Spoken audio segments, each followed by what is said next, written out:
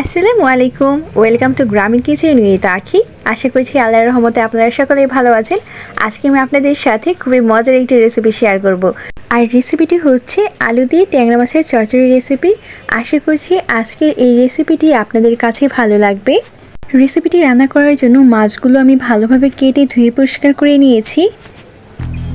আজকের রেসিপিটি আমি হাতে মেখে রান্না করব, এই জন্য 2টা আলু কুচি দিয়ে দিলাম, হাফ কাপ পরিমাণ পেঁয়াজ কুচি দিয়ে দিলাম, ধুয়ে রাখা মাছগুলো দিয়ে দিলাম, হাফ চা চামচ রসুন বাটা দিয়ে দিলাম, হাফ চা চামচ আদা বাটা দিয়ে দিলাম, হাফ চা চামচ মরিচের গুঁড়া দিয়ে দিলাম, হাফ চা চামচ ধনিয়া গুঁড়া দিয়ে দিলাম,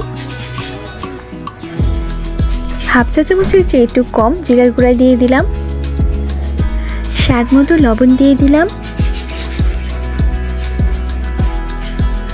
4-5টা কাঁচামরিচের ফালি দিয়ে দিলাম,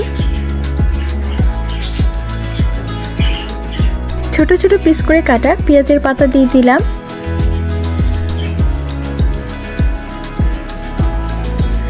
হাফ চা চামচ পরিমাণ হলুদের গুঁড়া দিয়ে দিলাম,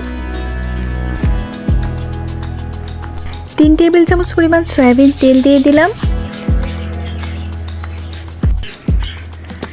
সব উপকরণ দেওয়া হয়ে গিয়েছে, এবার হাত দিয়ে তরকারিটা ভালোভাবে মেখে নেব।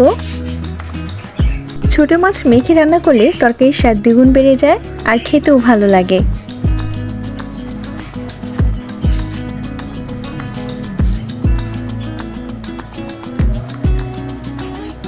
তরকারি ভালোভাবে মাখানো হয়ে গিয়েছে, এ পর্যায়ে ঝোলের জন্য হাফ কাপ পরিমাণ পানি দিয়ে দিলাম।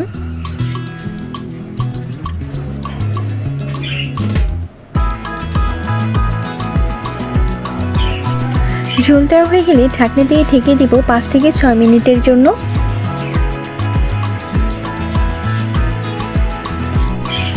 ফিরে এলাম 5 থেকে 6 মিনিট পর। এই পর্যায়ে তরকারিটা হালকা নেড়ে চেড়ে দিয়ে ঢাকনা দিয়ে ঢেকে ঝোল শুকিয়ে যাওয়া পর্যন্ত তরকারিটা রান্না করে নেব।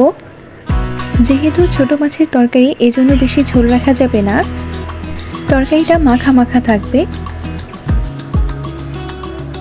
তরকারি রান্না হয়ে গিয়েছে, দেখতেই পাচ্ছেন তরকারির ঝোল একদম শুকিয়ে গিয়েছে। এ পর্যায়ে কিছু ধনিয়া পাতা কুচি দিয়ে তরকারিটা নামিয়ে নেব। বাসায় একবার হলেও এভাবে ট্যাংরা মাছ রান্না করে খেয়ে দেখবেন, আশা করছি ভালো লাগবে। আপনাদের দেখার সুবিধার্থে আমি তরকারিটা পরিবেশন করে দেখাচ্ছি। এরকম সহজ ও মজাদার রেসিপি পেতে হলে গ্রামীণ কিচেন উইথ আখি চ্যানেলটি সাবস্ক্রাইব করে পাশে থাকা বেল আইকনটি বাজিয়ে রাখুন। এতে করে নিত্য নতুন ভিডিওগুলো সবার আগে পেয়ে যাবেন।